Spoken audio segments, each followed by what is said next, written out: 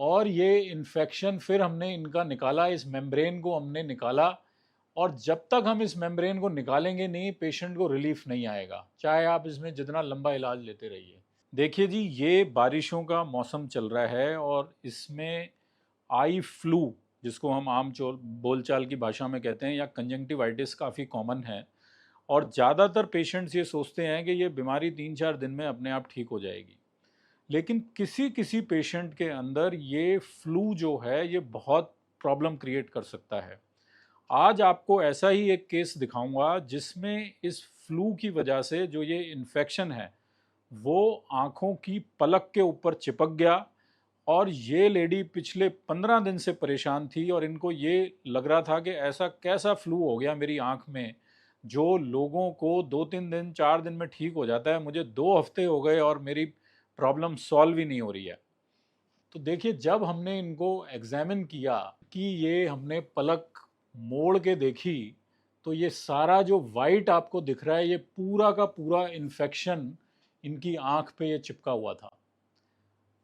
और ये इन्फेक्शन फिर हमने इनका निकाला, इस मेम्ब्रेन को हमने निकाला। और जब तक हम इस मेम्ब्रेन को निकालेंगे नहीं, पेशेंट को रिलीफ नहीं आएगा, चाहे आप इसमें जितना लंबा इलाज लेते रहिए। और किसी किसी केस के अंदर अगर इसको नहीं निकालें तो ये परमानेंट पलक को खराब कर देता है और पेशेंट को हमेशा के लिए चुभन हो जाती है। अब ये देखिए, ये मेम्ब्रेन हमने इसकी निकाली और ये नीचे वाली पलक में है मेम्ब्रेन। एक फोर्सेप की मदद से इसको धीरे धीरे करके हम, और ये देखो आप कितनी उससे चिपकी हुई है ये पलक से। और अगर इसको ना निकालें तो किसी किसी केस में ये आँख और पलक चिपक जाती हैं। इसके बाद इन पेशेंट्स को 3 से 4 दिन के अंदर ही पूरा रिलीफ आ गया। अब आपको एक सेकंड केस और दिखाता हूं जिसके अंदर आगे की पुतली खराब हो गई। सेकंड पेशेंट जिनको कंजंक्टिवाइटिस हुई, कंजंक्टिवाइटिस ठीक हो गई, लेकिन वो पीछे छोड़ गई ये सफ़ेद निशान जो आगे कॉर्निया पे आ गए।